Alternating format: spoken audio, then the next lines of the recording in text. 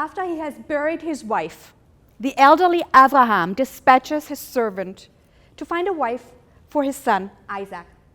Eliezer, as he is known to tradition, quickly finds a suitable match, and with one word, she agrees to join him. Elech. With this, Rebecca confirms that she's ready to leave behind everything she's ever known and to move to a strange place to marry Eliezer's boss's son. Elech. I will go. I'll do this. This is some seriously terse language. The Midrash Genesis Rabbah notices that with this one word, Rebecca shows her determination. I will go with Eliezer to Canaan, whether you approve or not. The Rebecca we meet here is decisive and fearless. She goes into the unknown. And by doing so, she turns herself into one of our matriarchs, one of our spiritual ancestors. The rabbis also tell us that Rebecca's Elech demonstrates her trust in the divine. It is for this trust and all that will follow, moving into Sarah's tent as Isaac's wife, having twins, helping Jacob secure Isaac's blessing, that God ultimately would lead the Israelites out of Egypt. The rabbis appreciate Rebecca's courage, and they compare it to the daring the Israelites would show so many generations later as they leave Egypt. It's not always easy to read the Torah as a 21st century reader. We crave details. We want to know more about people's motivations and feelings.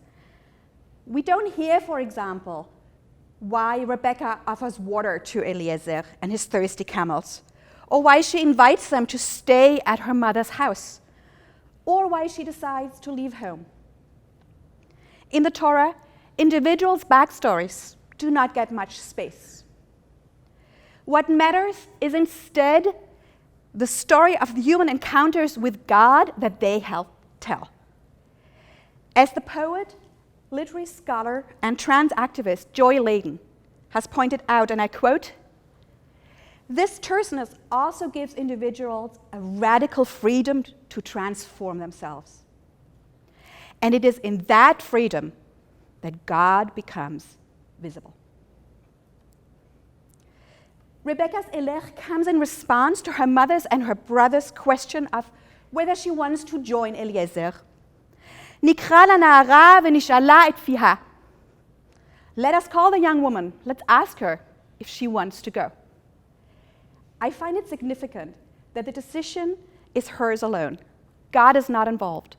The only voices she has are Eliezer's, her family's, and her own. Does she know that things will work out? Is she looking for adventure or for love? I don't know. Her decisiveness serves Rebecca well. When she's pregnant and her twin boys are struggling in her womb, she challenges God. And God responds with a prophecy about her sons. It's the first time in the Torah that a woman requests assistance from God and is answered. And much later, when she shockingly helps Jacob cheat her blind and frail spouse to ensure that her favorite younger son would receive the blessing reserved for his older brother Esau, she again defies and reshapes norms. Personally, the risky bargain pays off. In what is the first declaration of spousal love in the Bible, we hear that Isaac loves her. Rebecca becomes an immigrant, joining an immigrant family that is as intent on maintaining bonds with the old country as it is on making a home in the new place. Like many immigrants, she does not travel alone.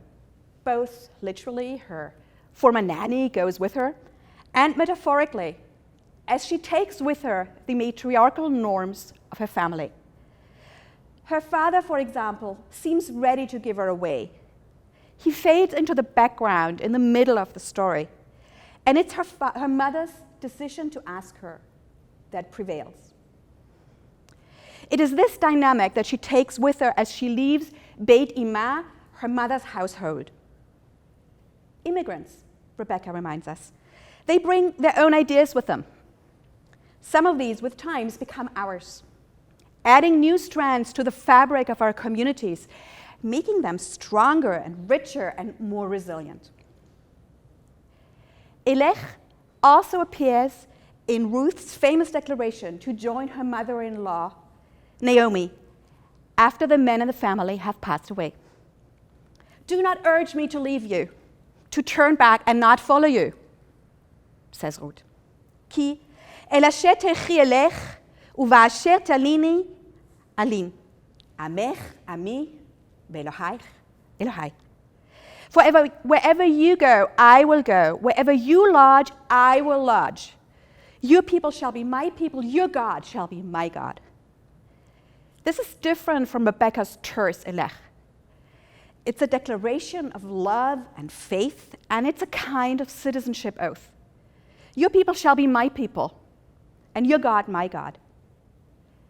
And yet Rebecca and Ruth have much in common. Both women take their lives into their hands. Elech, they say. Yalla, I'll go there. Let's do this. Both are outsiders who join their husbands' families as some kind of converts. Both become important mothers in Israel. Rebecca as a matriarch and Ruth as the grandmother of King David. Many of our cherished ancestors have an Elech moment, a turning point where they're called to make a radical decision and they respond. Ruth's comes when she sees Naomi alone. Rebecca's when she offers water to a stranger. She wills herself into a new life at the side of a stranger in a strange land. And she pushes one of her sons into a place of divine favor that would not have been his by custom. With this will, Rebecca becomes the mother of all who insist on living radically new lives that unfold after an Elech moment. I am thinking of immigrants uprooting themselves so that they and their family may live better lives. I am thinking of LGBTQ people coming out and forging new lives beyond traditional gender binary expectations. I'm thinking of converts finding a home in a new tradition. And I am thinking of tenured professors who decide to become rabbis. I am thinking of all who choose lives different from the ones allegedly destined to them. When we transform ourselves, we make God visible. Perhaps this word, Elech, resonates with me because my father, Alav Shalom, was a refugee, and because I am an immigrant myself and a convert. Like Rebecca, I do not travel alone. I carry with me the love of my family and the support of those who have sustained me. Some are here in this room or hopefully following along on this Zoom, listening in from around the US and Europe and Israel. Thank you. Amon toda. Einen Riesendank. Without you, I would not be here today. I just wish we could really all be together in one room and have a party. When I came to this country many years ago, alone, with 2 suitcases and 3 boxes, I was welcomed by 2 families.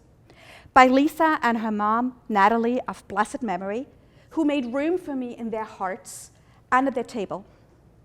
And by the Odeds, who taught me how to prepare schrug and chilbe and how to lead a seder. I was so lucky. You all helped me to say Elech when I switched careers and first walked through the doors of this building as a student and now as I prepare to leave. A huge thank you to all of you, to my teachers, to my mentors, especially Rabbi Rob Scheinberg, who helped me shape my thoughts for the sermon. And of course, thank you to our pod, without whom the last 15 months would have been a lot less joyful.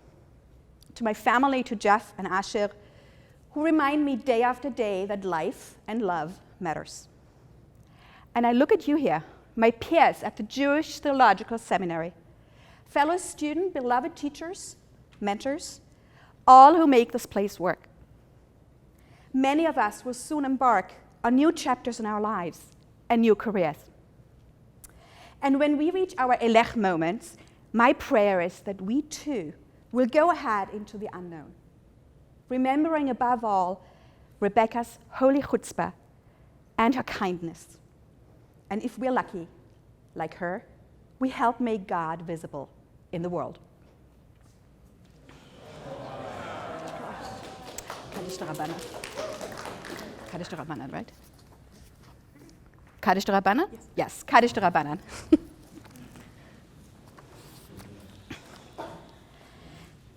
יתגדל ויתקדש שמי רבה, ויעמד יפרקר אותי וימליך מעכותי, בחייכון וביומכון ובחיי לכל בית ישראל, בעגלה ובזמן קריב, ואמרו, אמן, יש מרבה מבורך, לעולם המלמיה. יתברך וישתבח ויתפאר ויתרומם ויתנשא, ויתהדר ויתעלה ויתהלל שמי דקודשה, ברכו לעילה מן כל ברכתה ושירתה, תושבחתה ונחמתה דמירן בעלמה, ואמרו, אמן, על ישראל ועל רבנן ועל תלמידיון ועל כל תלמידי תלמידיון ועל כל מאן דעסקין באורייתא, דיבת רעדין ובי בכל אתר ואתר, יהא להון ולכון שלמה רבה, חינה וחיסתא וחמים, וחיים אריכין ומזונה רווחה, ופורקנה מן כל מעוון וישמעיה, ואמרו, אמן, יהא שלמה רבה מן שמעיה, וחיים טובים עלינו ועל כל ישראל, ואמרו, אמן.